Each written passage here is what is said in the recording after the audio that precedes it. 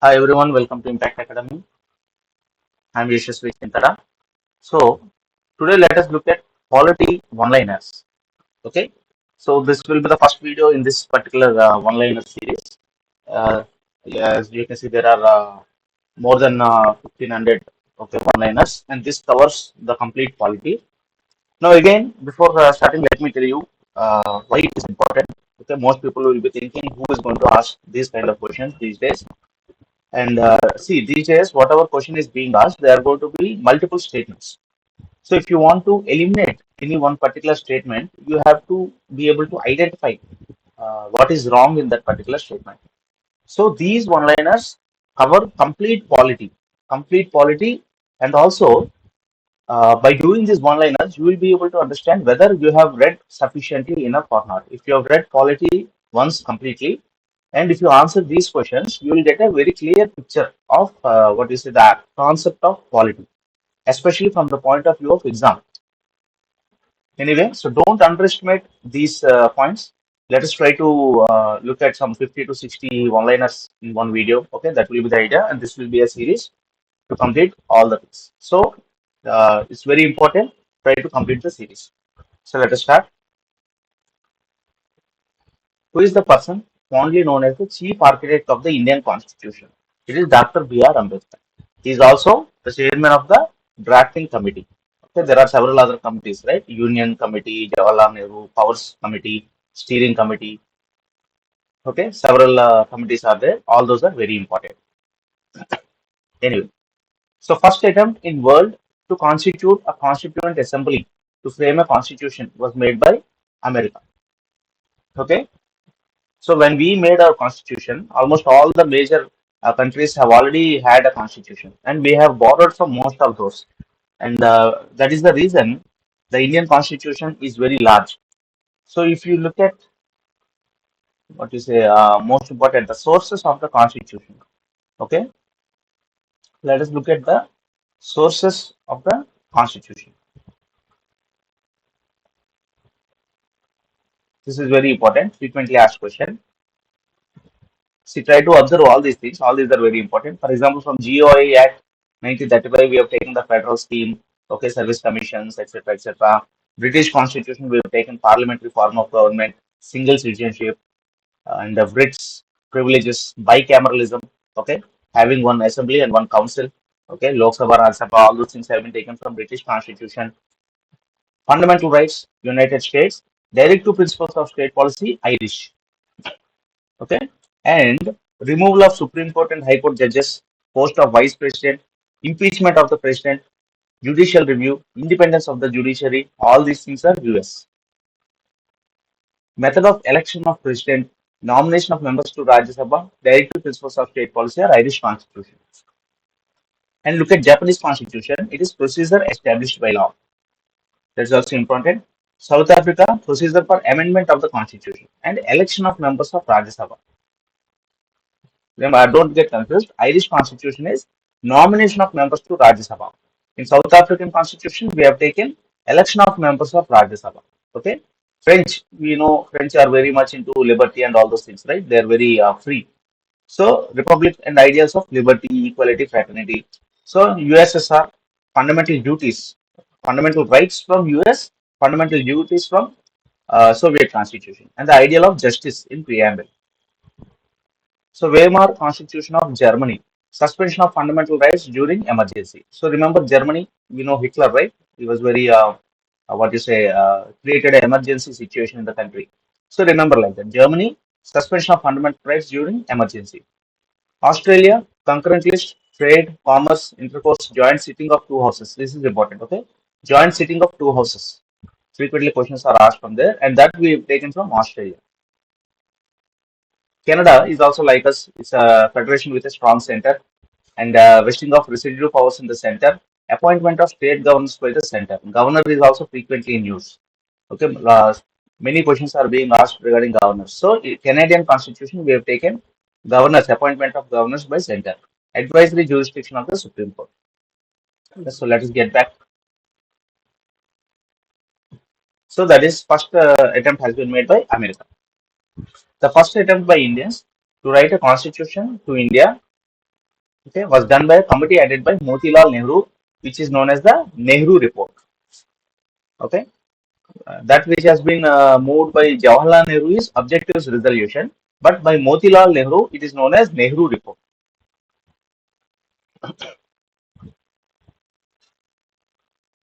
So if you look at this, Nehru Report is in 1928. Very important.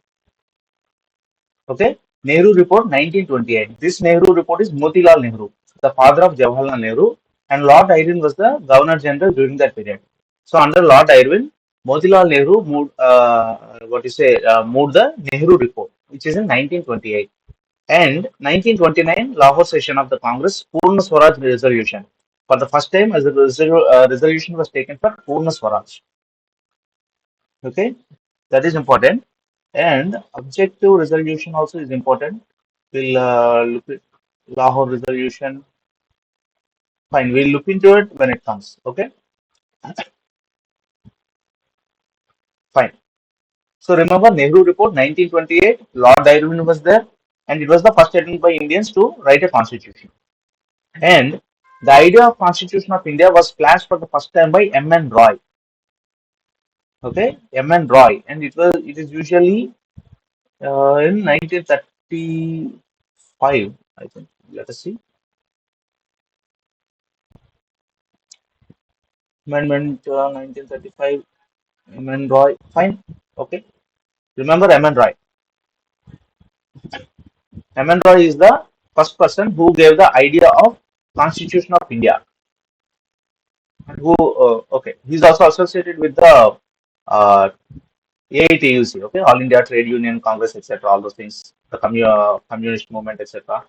Remember all these things. The idea of constitution was first given by M.N. Roy. The plan of setting up a constituent assembly to draw up the future constitution of India was given by the cabinet mission plan. So cabinet mission plan would be when we are almost nearing to independence. Okay, it will be somewhere here. Quit mission, quit India movement. The cabinet mission plan, 1946. So by that time, we've already had the Rajaji CR formula, Wavell's plan, and Shimla conference. Okay, cabinet mission. Okay, cabinet mission 1946. Very, very, very important. Cripps mission 1942. Okay, Cripps mission. Remember like this: Quit India movement is very do or die. The caption given in Quit India movement is do or die. It was the only what you say. It was the only action taken by Gandhiji where violence is involved. So Gandhiji's movements are civil disobedience movement 1930, okay, non-cooperation movement 1920, all those things, there was no violence. But in Quit India movement, there was violence. So it crippled the British government. So remember like that. Quit India movement 1942, Cripps mission also 1942, Cripps. So Wavell plan also 1942, Shimla conference 1942. Later came the cabinet mission plan, okay, under Lord Wavell. Remember all these things, very important. So the plan of setting up a constituent assembly to draw up the future constitution for India. So till that time, the British were trying to drag the idea of a what you say independent India. If you observe, by that time they've given so many things. Cripps mission has come, August offer is there. Okay, Wavell's plan was there. So up until 1946, 1947, they were just trying to drag the idea.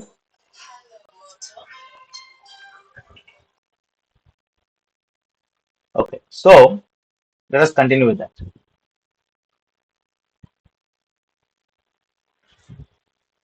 So the members of the Constituent Assembly were elected by provincial assemblies. This is also frequently asked question.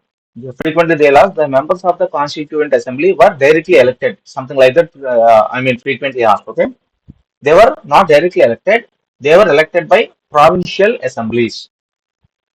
Very important. So which of the following word was added into the preamble of the Constitution by the 42nd Amendment Act of 1976? Okay, socialist, secular, and integrity. Three words were added into the preamble. Okay, preamble is also very important. Preamble shows you the mind of the makers of the Constitution. Okay, it's like a preface to the Constitution. It tells you about the mind of the makers of the Constitution. Frequently asked statements. So remember, this sovereign democratic republic was there at the beginning when it is the 26th day of November 1949, and through 42nd Amendment Act of 1976, socialist, secular, and integrity were added. Okay, so socialist, secular, and integrity were added through 42nd Amendment Act of 1976. So from which constitution? Concept of 5-year plan was borrowed through USSR. Okay, planning is very important activity. It was a very important activity in the USSR, especially the communist government. Okay, the procedure for amendment to the constitution is borrowed from South Africa, right? You've seen just now.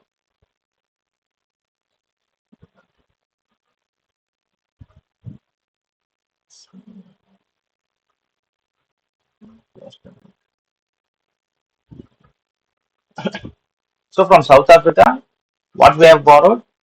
Procedure for amendment of the constitution and also election of members of Rajya Sabha.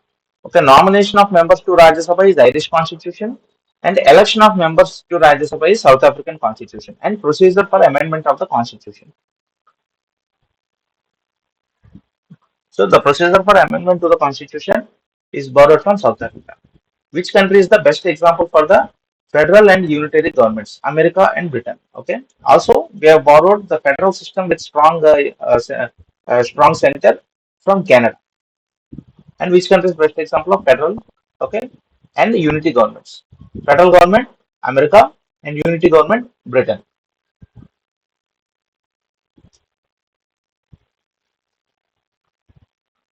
So, which of the following is not a democratic institution of the Rigvedic era? Grama. Grama is the smallest unit of administration, the village, and it was not a democratic institution of the Rigvedic era.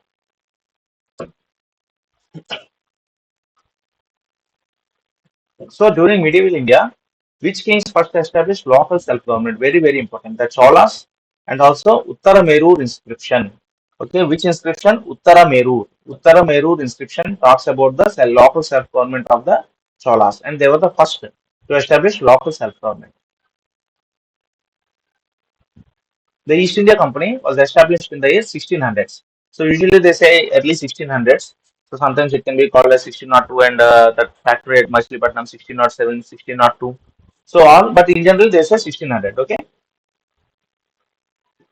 which charter empowered by the British governor of presidencies to make bylaws, rules, regulations in conformity with the British laws. Okay, Charter of 1726. Okay, so Charter of 1726. So the Charter of 76 empowered the British governors after the presidencies to make bylaws, rules, regulations in conformity with the British laws. Okay, it is by that time they are slowly starting to get into administration. Initially, they were traders. Slowly, they started getting to administration.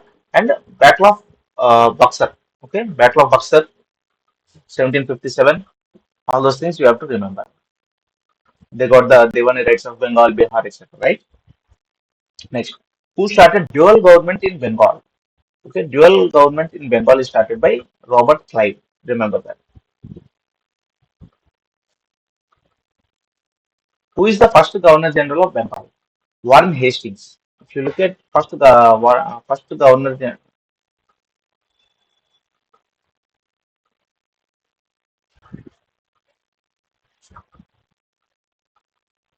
okay. So observe here, Governor General of Bengal. When East India Company came to India, it controlled Bengal through a post named Governor of Bengal. So this is Governor of Bengal. First Governor of Bengal was Robert Clive. He introduced the dual government in Bengal. We have seen after passing of the Regulating Act of 1773, the post of Governor of Bengal was converted into Governor General of Bengal. And first Governor General of Bengal was Warren Hastings. First Governor of Bengal is Robert Clive, dual government. Okay, and when was it?